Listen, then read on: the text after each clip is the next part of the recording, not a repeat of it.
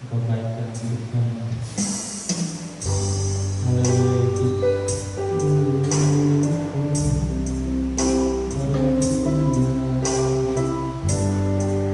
Terima kasih Tuhan, terima kasih kuasa-Mu yang sempurna di dalam kehidupan kami.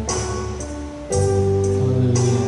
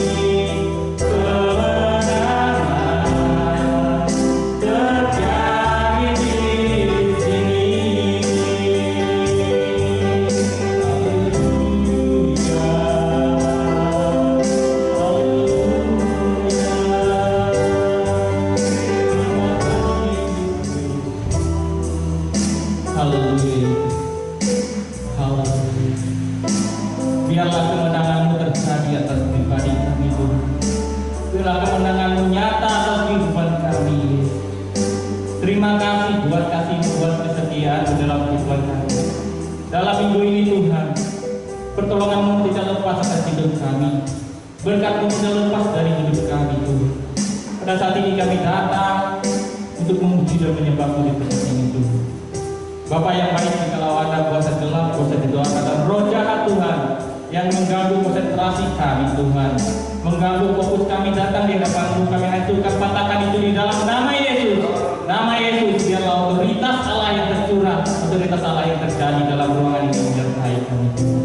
Hamba-Mu yang mengambil bagian dalam melayani Engkau Tuhan, baik WL, pemain musik Tuhan, maupun hamba yang akan menyampaikan kebenaran firman-Mu Tuhan. Pakai mereka Tuhan melalui pribadi mereka, agar berkat Allah tercurah melewati pribadi mereka Tuhan. Terima kasih Tuhan, terima kasih Yesus.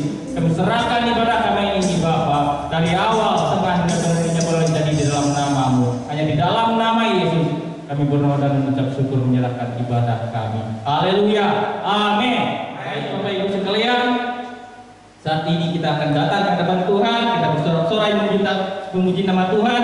Kita angkat biar kita yang mengatakan tiba saatnya kami berkumpul bersatu. Haleluya. Saya undang kita semua untuk bangkit berdiri. Haleluya.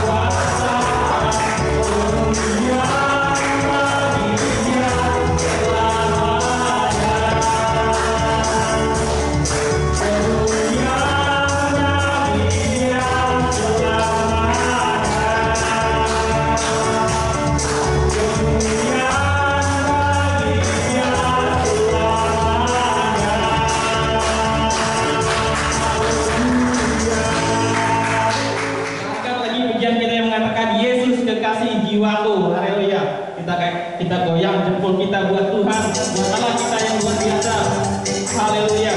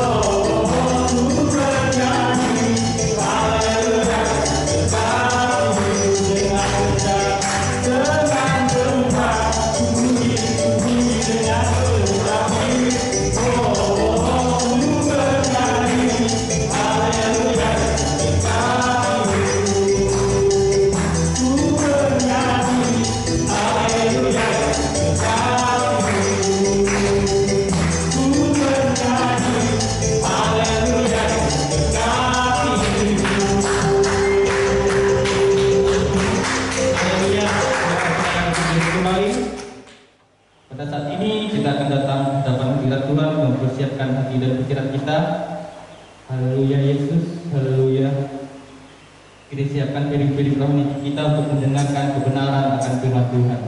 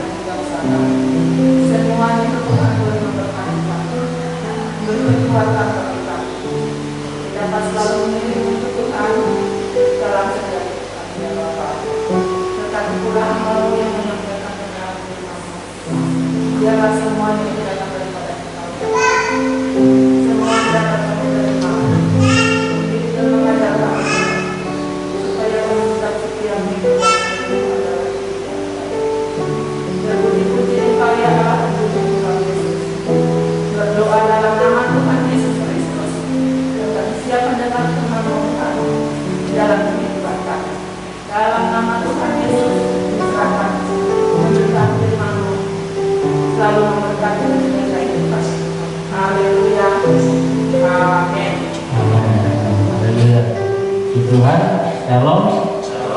Bersyukur pada hari ini kita kembali boleh berkumpul, kita boleh mendengar Tuhan. Pagi ini kita akan kembali belajar atau merenungkan firman Tuhan dalam seri perlengkapan rohani. Kita pagi ini akan belajar tentang perisai iman. Kita akan baca lebih dahulu dalam Efesus pasal 6 ayat yang ke-16. Efesus pasal 6 ayat yang ke-16. Kita akan baca sama-sama satu ayat ini. Oke. Efesus pasal 6 ayat yang ke-16, 1, 2, 3. Dalam segala keadaan pergunakanlah perisai iman, sebab dengan perisai itu kamu akan dapat memadamkan semua panah api dari si jahat. Amin. Dan jemaat Tuhan, perlengkapan rohani kita yang keempat ya, yaitu berbicara tentang perisai yang diartikan tentang iman. Saya menggarisbawahi lebih dahulu sebelum kita masuk lebih dahulu di dalam kalimat pertamanya yang dikatakan dalam segala keadaan, ya. Artinya dalam segala situasi saya dan saudara diharapkan dikatakan mempergunakan perisai. Artinya dalam segala macam kehidupan suasana kehidupan kita, baik suasana yang nyaman maupun dalam situasi yang tidak enak. Dan jemaat Tuhan, perisai berbicara tentang iman dan jelas dikatakan penggunaannya adalah untuk memadamkan, ya, semua panah api si jahat. Saya jelaskan lebih dahulu tulisan ini, ya. Dikatakan ada macam-macam perisai yang dipergunakan dalam zaman tempo dulu, ya kan? Dalam peperangan mungkin yang kita tahu kebanyakan perisai seperti perisainya Kapten Amerika, ya kan, yang bulat kecil, ya. Tetapi perisai dalam peperangan dalam tentara Roma tidak sekecil itu, ya, hanya seperti bulatan tampang gitu kan, tetapi bisa menutup hampir seluruh tubuh, ya kan? Dan di dalam pasukan yang besar, saya kemarin gagal untuk download kalau tentara Roma itu dia menangkal akan serangan-serangan dari panah itu, saya gagal download. Sebenarnya saya rencana itu ambil videonya, saya klik 1 menit aja gitu, supaya kita dapat imajinasikan bagaimana peran daripada perisai ini sangat luar biasa.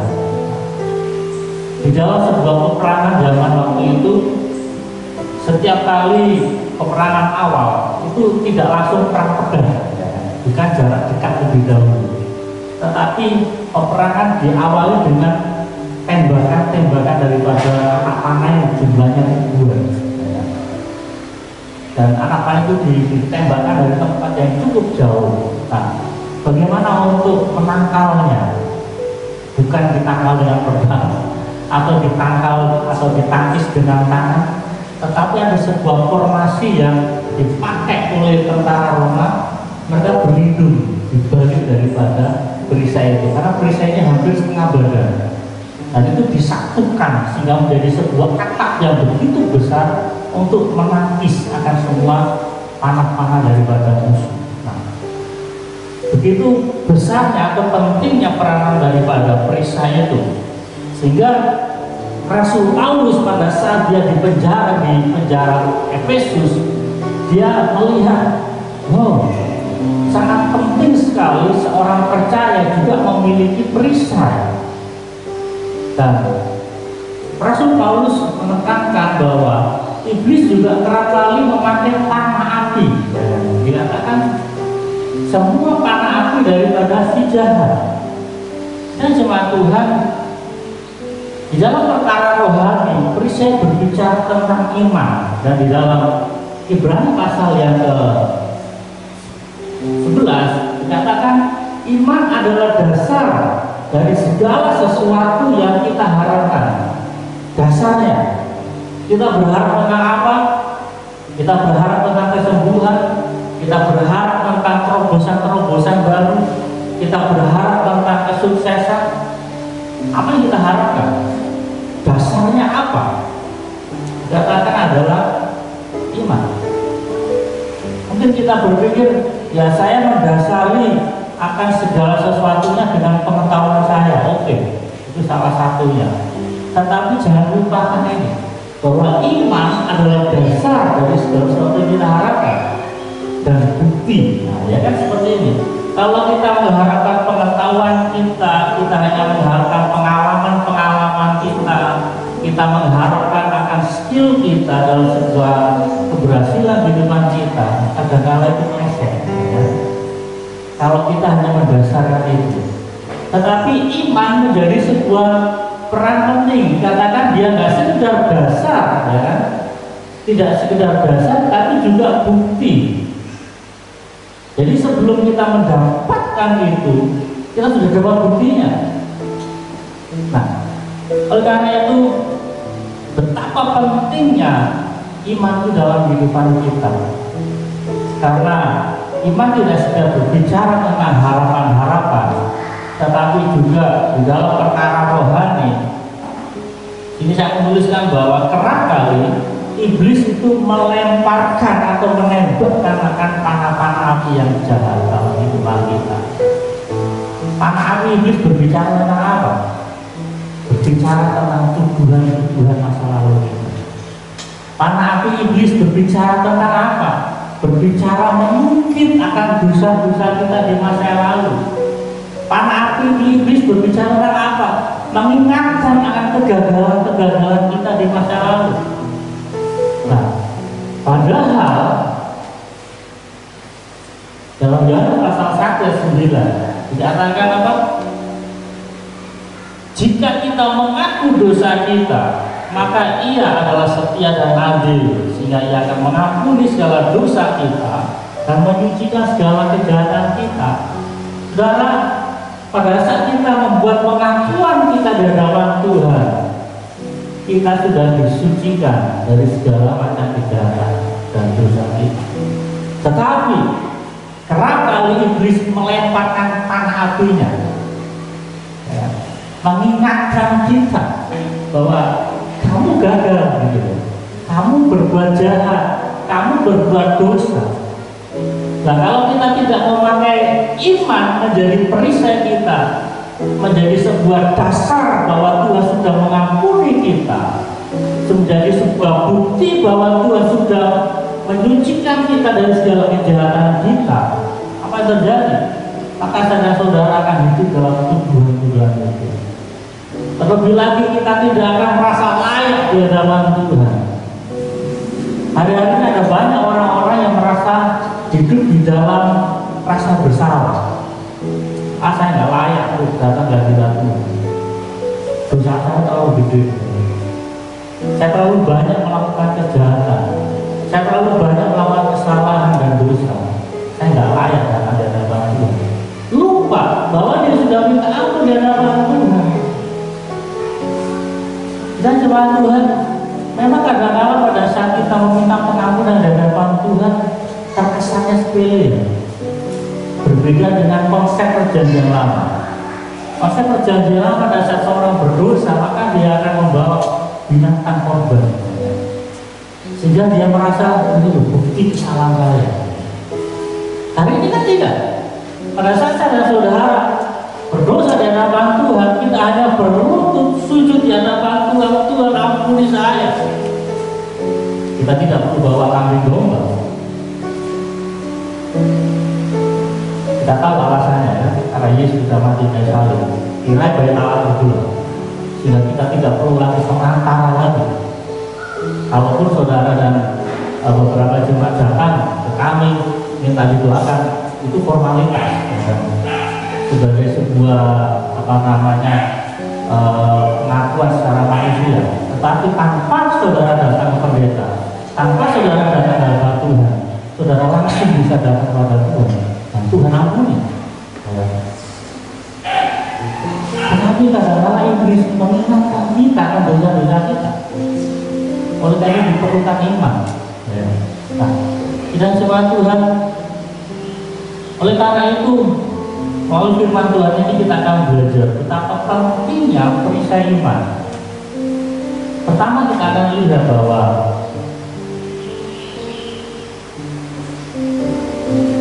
iman diperlukan dalam mengiring Tuhan.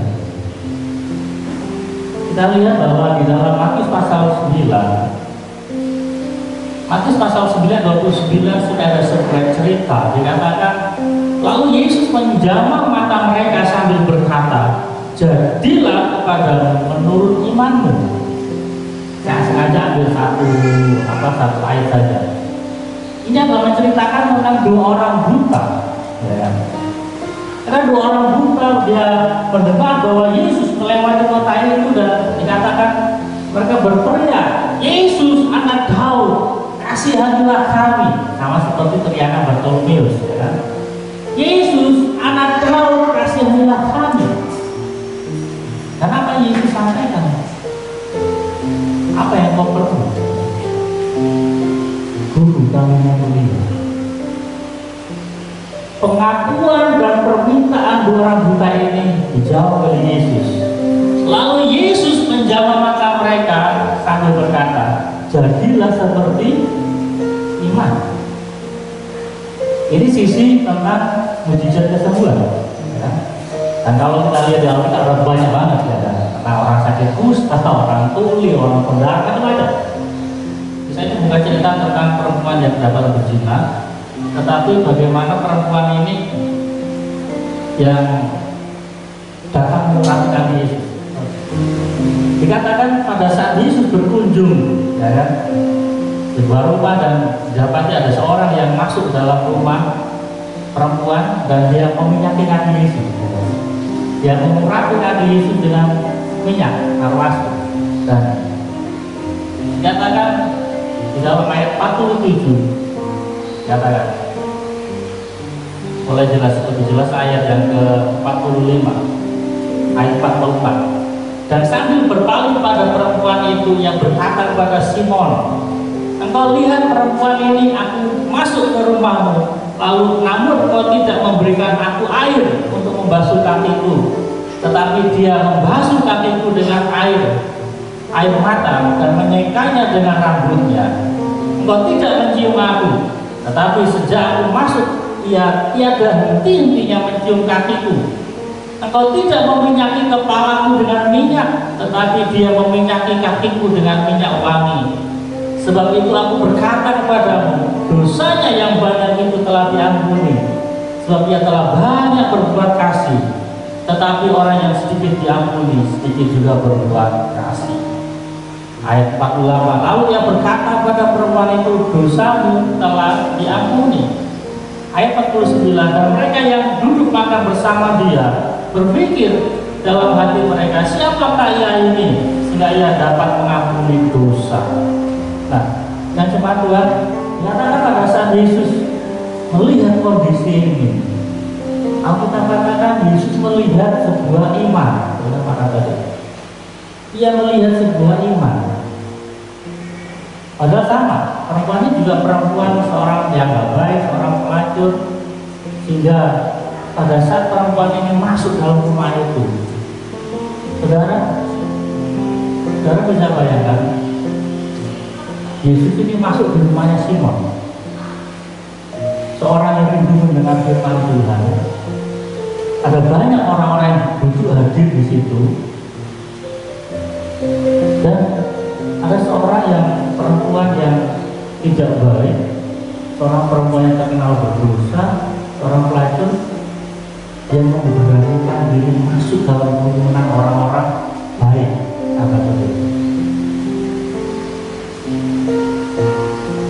Gak gampang, hanya untuk apa? Menerima keselamatan. Yang dia lihat hanya satu, Yesus yang baik.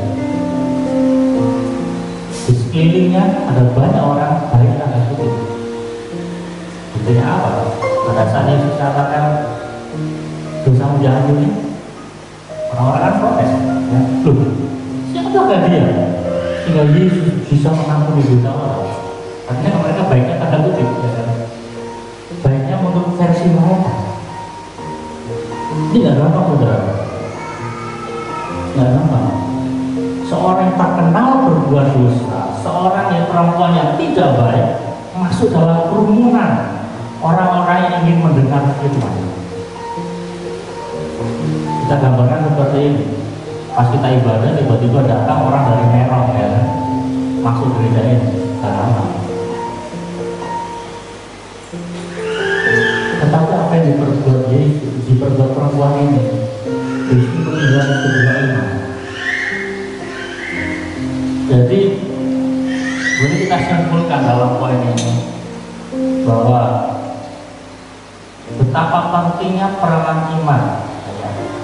Melalui dua kisah ini kita boleh melihat bagaimana peranan iman tidak sekedar berbicara tentang masalah kesembuhan, masalah mujizat, tetapi juga tentang keselamatan yang menjadi kebutuhan dasar setiap umat manusia.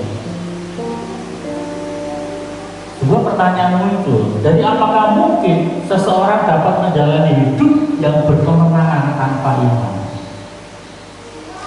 Apakah mungkin kita bisa datang ke hadirat Tuhan tanpa iman kita? Apakah mungkin kita bisa membaca firman Tuhan tanpa iman kita? Kalau kita membaca firman Tuhan tanpa dengan iman kita, maka kita akan penuh dengan tuduhan-tuduhan. Ini firman Tuhan ini menghakimi saya terus ini, kan? Kenapa firman Tuhan ini kok pas cocok masalah saya terus? Wah, ini nggak benar ini. Kalau kita nggak punya iman, kita akan tutup Alkitab. Kita akan berhenti baca firman. Pada saat kita berdoa, kalau tanpa iman, kalau kita akan nggak merasa layak. Buat apa saya berdoa? Hidup saya masih seperti ini terus, masalah saya nggak pernah selesai. Maka akhirnya apa? Kita akan berhenti berdoa. Oleh karena itu kitab Ibrani tulisnya seperti ini.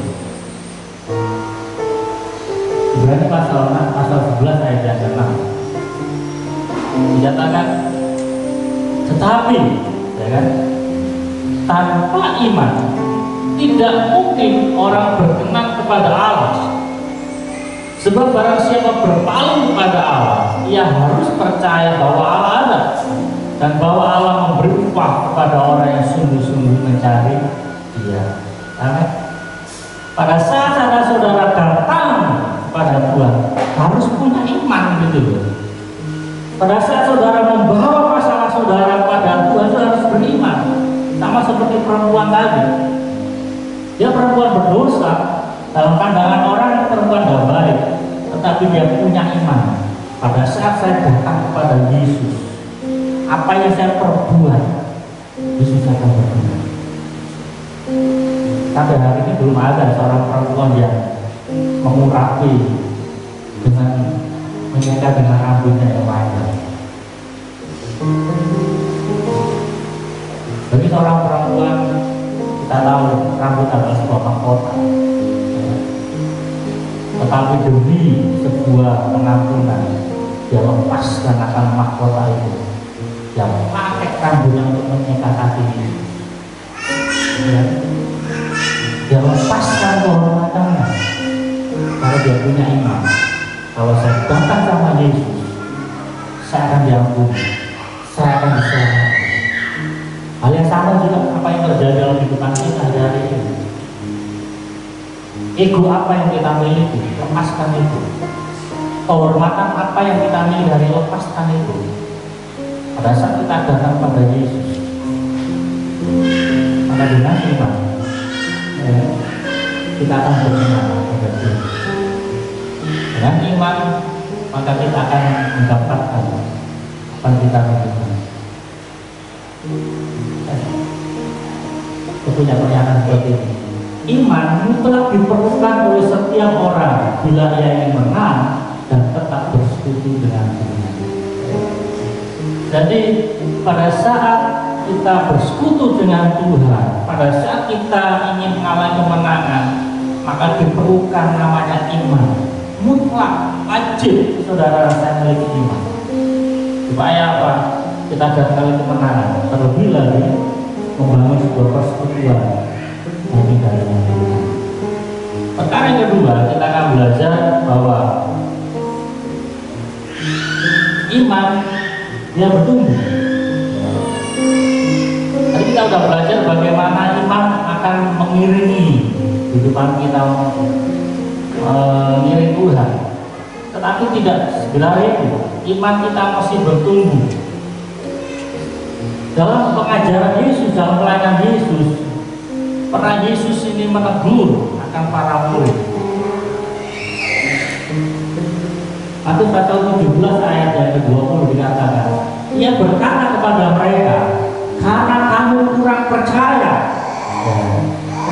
Yesus berkata kepada para murid, karena kamu kurang percaya, sebab aku berkata kepadamu, sesungguhnya sekiranya kamu punya iman sebesar biji sesawi saja, kamu dapat berkata kepada gunung ini, pindah dari sini, maka gunung ini akan pindah dan terkala, dan takkan ada yang mustahil bagimu. Nah, di dalam Injil Matius pasal 13 saya akan tuliskan di slide. Dikatakan pasal 13 ayat 31 sampai dengan yang 32. Dikatakan Yesus membentangkan suatu perumpamaan lain lagi kepada mereka, katanya, hal kerajaan surga itu seumpama biji sesawi yang diambil dan ditaburkan orang di ladang. Perhatikan ini, memang biji itu yang paling kecil dari segala jenis benih. Tetapi apabila sudah tumbuh, sesawi itu lebih besar daripada sayuran yang lain, bahkan menjadi pohon, sehingga burung-burung di udara datang bersarang pada cabang-cabangnya. Mengapa saya masukkan ayat ini juga? Gak sekedar tentang ayat ini, iman sebesar sesawi, biar untuk melengkapi pemahaman kita bahwa Tuhan mengambil sebuah contoh, ya.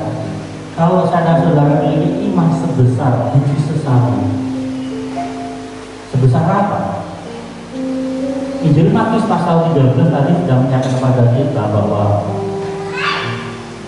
biji sesawi digambarkan atau Tuhan pakai sebagai gambaran tentang kerajaan Allah, dan biji sesawi dikatakan adalah biji yang paling kecil dari semua jenis biji-bijian. Tetapi dahsyatnya apa? Pada saat biji itu ditanam, dia bertumbuh, dia akan menjadi pohon. Nah, kita tadi katakan, dan dia akan mengeluarkan cara-cara atau cabang-cabangnya. Dan dahsyatnya apa? Dan burung-burung akan bersarang. Ada apa? Awalnya dia biji yang paling kecil dari segala macam biji-bijian. Oke, kita hilangkan konsep tentang sayur sawi, ya. Karena biji sesawi bukan biji sawi yang kita makan. Kenapa Yesus katakan bahwa biji sesawi dia menjadi pohon dan memiliki cabang? Kalau sayur sawi nggak punya cabang. Jadi ini bukan sawi yang kita kenal. Nah, artinya apa? Saya katakan bahwa iman ini mesti bertumbuh. Gitu. Kalau kita hari ini bisa mendapatkan sesuatu karena kita memiliki iman pada Tuhan, tetapi jangan salah, iman itu harus bertumbuh. Pada saat iman itu bertumbuh, dikatakan dalam pembacaan tadi, katakan dia akan bertumbuh besar dan pohon dan burung-burung akan membuat sarang. Kalau kita boleh simpulkan bahwa kalau saudara-saudara memiliki iman sebesar biji sesawi, itu adalah dasar. Dan iman itu harus berkembang, harus bertumbuh menjadi pohon yang besar. Kalau iman kita bertumbuh menjadi pohon sesawi yang besar, dan mengeluarkan cara-cara atau cabang-cabang, maka kita akan dapat mengayomi, maka kita akan menjadi berkat bagi orang-orang sekitar kita. Alkitab tadi katakan, kalau pohon sesawi itu bertumbuh besar dan mengeluarkan cara-caranya, maka burung-burung akan terbang dan membuat sarang. Artinya, pada saat kita memiliki iman yang bertumbuh dan berkembang, akan menarik orang-orang untuk berkembang dalam kehidupan kita. Kita akan menjadi saluran berkat bagi orang lain. Kita coba Tuhan. Itu pertanyaan sederhana. Bagaimana caranya kita bisa bertumbuh? Ada yang lupa saya tulis. Kita lihat di dalam Roma pasal 10 ayat 17.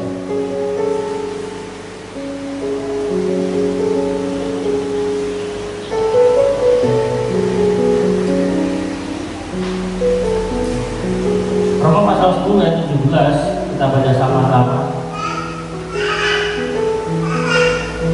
Dikatakan 1, 2, 3. Jadi iman timbul dari pendengaran, dan pendengaran oleh firman Kristus. Berat, penting bahwa iman saudara-saudara bisa timbul hanya pada saat kita mendengar firman Tuhan.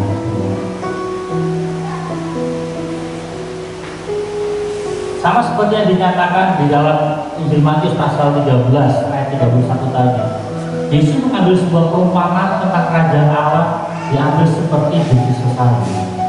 Jadi pada saat kita mendengar firman Tuhan, digambarkan sama seperti kita mendengar tentang kerajaan Allah, dan itu harus berkembang dalam kehidupan kita. Dan firman Tuhan yang kasih dalam nama Yesus, iman menjadi sebuah tindakan yang sifatnya bertumbuh atau progresif dalam kehidupan kita. Tanpa kita mengalami pertumbuhan iman, suatu saat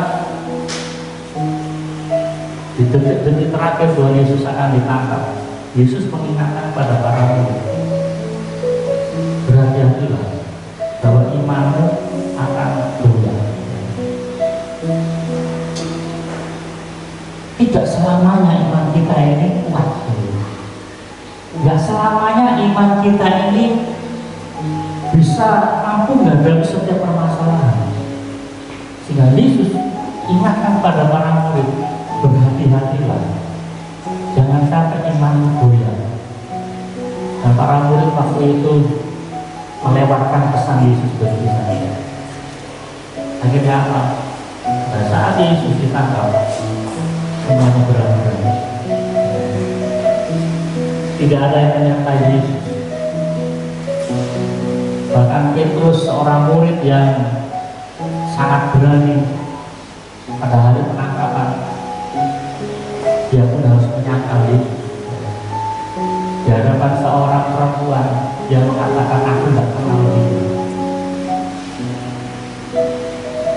Padahal sebelumnya dia ambil pedang, dia potong itu seorang perwira,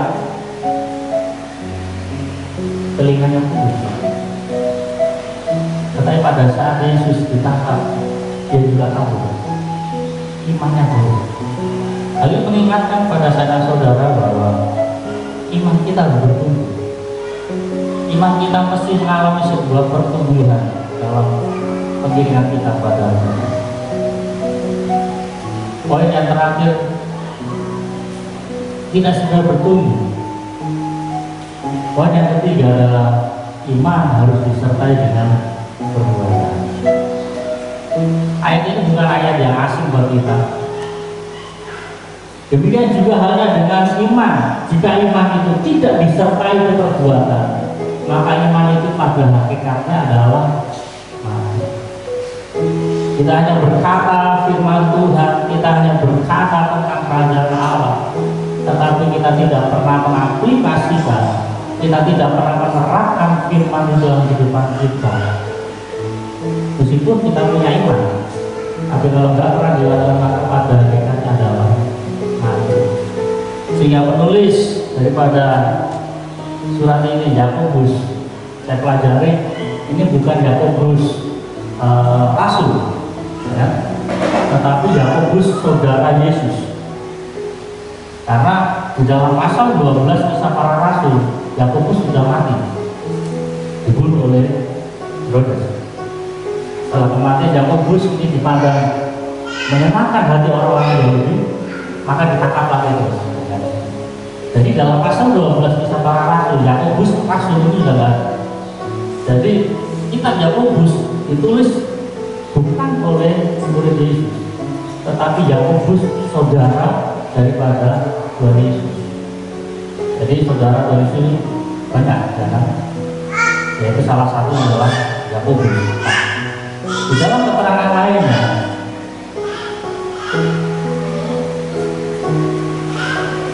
jika seorang saudara atau saudari tidak mempunyai pakaian, dikatakan jika seorang saudara atau saudari tidak punya pakaian dan kekurangan makanan sehari-hari, dan saudara dari antara kamu berkata, selama jalan kenakanlah pakaian panas dan makanlah sampai kenyang, tetapi ia tidak memberikan kepadanya apa yang diperlukan bagi tubuhnya, kata apa? Tidak ada gunanya. Tidak ada gunanya kita mendengar firman Tuhan tentang perbuatan kasih kalau kita hanya berkata makanlah, tapi kita nggak pernah beri makan pada itu.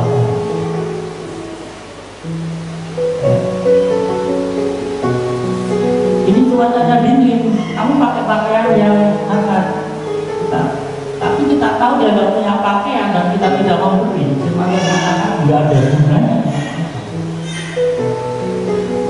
Kita tahu berbuat baik, kita bisa menolong, kita ada kesempatan untuk menolong, tetapi kita tidak melakukan, maka dikatakan iman kita mati. Tidak ada faedahnya iman kita. Seberapa banyak pengetahuan iman kita, pengetahuan kita terhadap firman Tuhan segunung, tetapi pada saat kita lihat orang lain membutuhkan pertolongan kita punya kesempatan menolong, kita ada waktu yang banyak, tapi kita tidak melakukan, maka dikatakan tidak ada gunanya. Maka iman kita ini iman yang mati. Kalau saya pakai istilah iman kita iman gagal. Orang katakan dalam bahasa orang muda, imannya gagal paham. Gak ada gunanya iman kita.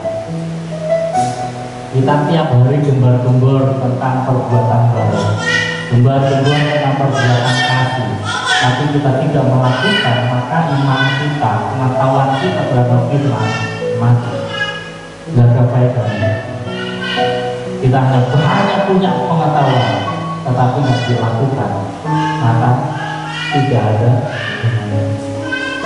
Kecuali kita melihat orang lain dalam kekurangan dan kita tidak bisa menolong, kita tidak ada kemampuan menolong, beda. Tetapi kalau kita melihat orang lain membutuhkan sesuatu dan kita punya kekuatan, kita punya kemampuan, tapi kita hanya berkata, Tuhan berkati kamu ya, tidak ada faedahnya. Hari saudara sekalian, iman mestilah dilakukan dalam kehidupan kita.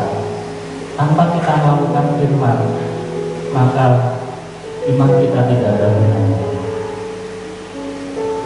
Saya simpulkan seperti ini. Dengan mempraktekkan iman, maka terang Kristus akan nyata dalam kehidupan seorang Kristen sejati. Iman harus dipraktekkan, saudara. Iman bukan sesuatu yang digembar-gemborkan, iman bukan sesuatu yang dipamerkan, tetapi harus dipraktekkan. Makanya tidak heran ada banyak kesempatan Tuhan kirim orang-orang kepada kita Ada banyak kesempatan dalam waktu kita mendengar tentang keluhan-keluhan orang. Tuhan izinkan itu kita lihat, Tuhan izinkan itu kita dengar, bukan sebuah kebetulan. Kalau kita punya kemampuan, mari kita kerjakan. Kalau kita nggak punya kemampuan, minimal kita doakan. Hari-hari ini saya banyak mendengar situasi-situasi yang sulit dialami oleh teman-teman terdekat kami. Kalau kami mampu, kami kerjakan. Kami tunggu. Kalau kami nggak mampu, minimal kami doakan. Tuhan tolong. Artinya, iman mesti kita aplikasikan dalam hidup kita. Tuhan, kemudian firman Tuhan, kita sudah mulai musik, kita menyanyikan sebuah pujian.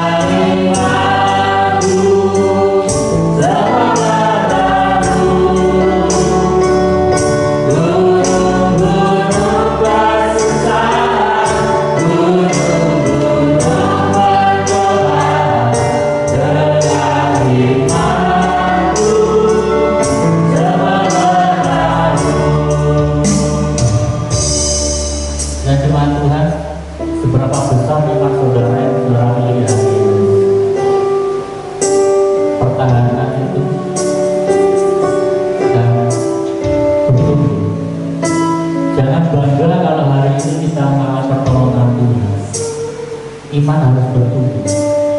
Karena pada saat iman bertumbuh, saudara dan saya mampu menjadi berkat.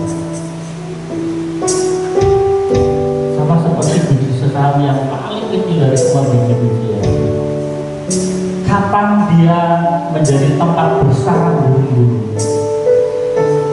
Kapan biji sesawi dapat menjadi tempat perteduhan?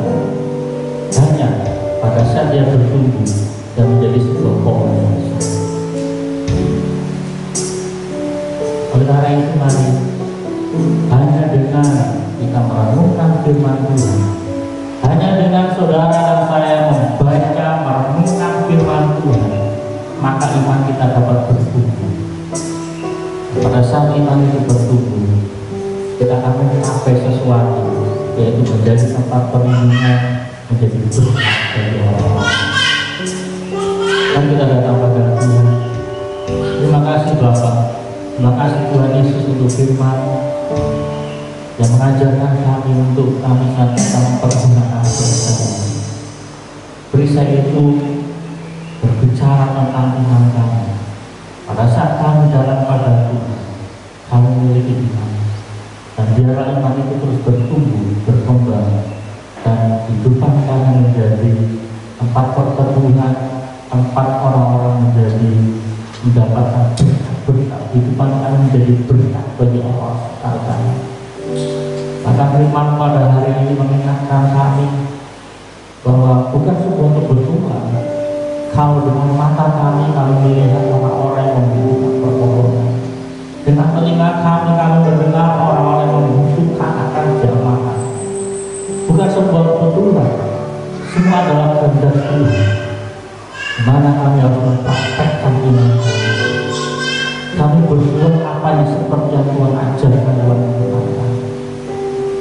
Terima kasih Bapak. Ajar kami untuk menjadi orang-orang Kristen yang menjadi berkat. Tuhan, tolong kami untuk kami dapat melakukan atau mempraktekkan firman. Kami akan banyak memiliki kebenaran firman. Dan firman itu tidak hanya mengendap di dalam pengetahuan kami semata, tetapi firman itu kami boleh praktikkan, kami boleh bagikan dalam sebuah perbuatan, sehingga dunia boleh melihat bahwa Kristus nyata dalam firman kami. Terima kasih Bapak untuk firman Allah. Terima kasih untuk firman yang boleh kami taburkan kepada kami semua. Biarlah kami boleh bertumbuh bersama-sama dalam segala keadaan. Kami mempergunakan firman sehingga kami dapat menangkal atau menangkis atau memantapkan akan semua serangan-serangan dari kuasa-kuasa kejahatan, dan kami boleh jadi orang Kristen yang menang dan memiliki persekutuan yang indah senantiasa dengan Tuhan. Terima kasih Bapak, Tuhan berkati umat kami semua yang mendengar firman ini, baik di gereja ini maupun yang akan menonton atau menyaksikan, mendengar di dalam tayangan YouTube secara media sosial. Tuhan tolong, biarlah kami semua boleh mengalami pertumbuhan dalam iman kami. Terima kasih Bapak, kami tidak lengah dalam situasi yang ada. Tuhan berkati umat-Mu dalam segala aktivitas dan usaha. Tuhan tolong, Tuhan lindungi umat-Mu yang lemah dan sakit. Tuhan jamah Tuhan sembuhkan. Biarlah kuasa Allah Tuhan kerjakan dalam kehidupan mereka.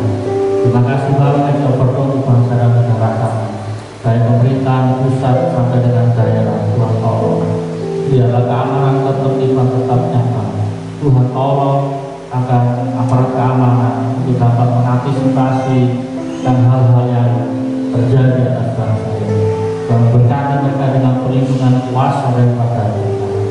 Tuhan berkati juga bangsa kami yang masih terus bergumul di dalam menangani pandemi COVID-19. Tuhan tolong, kalau hari-hari terjadi peningkatan yang begitu signifikan, Tuhan tolong, baik aparat maupun masyarakat, kami semua boleh bersinergi untuk mencegah penularan ini. Tuhan tolong, biar kasih setia Allah Tuhan nyatakan, dan juga berdoa secara khusus untuk hamba-Mu Bu Basaria Tuhan, kalau nanti pada tanggal 14 akan di swab yang kedua. Tuhan tolong, biar hamba-Mu ini boleh mengalami kesembuhan yang total daripada Tuhan. Terima kasih dan juga bersyukur untuk Pendeta Manik sekeluarga yang boleh dinyatakan negatif dan swabnya. Terima kasih Tuhan melalui campur tangan atas segala sesuatunya. Terima kasih, kami berdoa untuk kami semua umat Tuhan, biarlah kami ada dalam perlindungan daripada kuasa Tuhan. Jauhkan kami dari segala sakit penyakit maupun segala macam kuasa-kuasa kegelapan. Biarlah kami boleh berjalan dalam kekuatan kuasa yang senantiasa. Terima kasih Bapak, ini Tuhan, doa ucapan syukur kami yang boleh disempurnakan dengan doa yang diucapkan atas setiap orang-orang percaya. Bapa kami di surga, kuduslah namamu, datanglah kerajaan-Mu, jadilah kehendak-Mu di bumi seperti di surga. Berikanlah kepada hari ini makanan kami secukupnya, dan ampunilah kami kesalahan kami, seperti kami juga mengampuni orang yang bersalah kepada kami. Dan jangan bawa kami ke pencobaan, tapi lepaslah kami daripada jahat, karena Engkau yang punya kerajaan dan kuasa dan kemuliaan sampai selama-lamanya. Amin. Tuhan, mari kita jemaat Tuhan juga latih nanti malah berkat dari Tuhan Yesus Kristus. Kasih karunia dan damai sejahtera serta sukacita berasal dari surga, serta kekuatan kuasa ilahi dari Tuhan Yesus Kristus, serta penghiburan dan perlindungan kasih-Nya kekal melalui Roh Kudus, di malam berkat Tuhan ini hanya di dalam nama Bapa, dan di dalam nama Anak, dan di dalam nama Roh Kudus, dari pagi ini sampai Tuhan Yesus Kristus datang kedua kalinya. Bapa, terima kasih.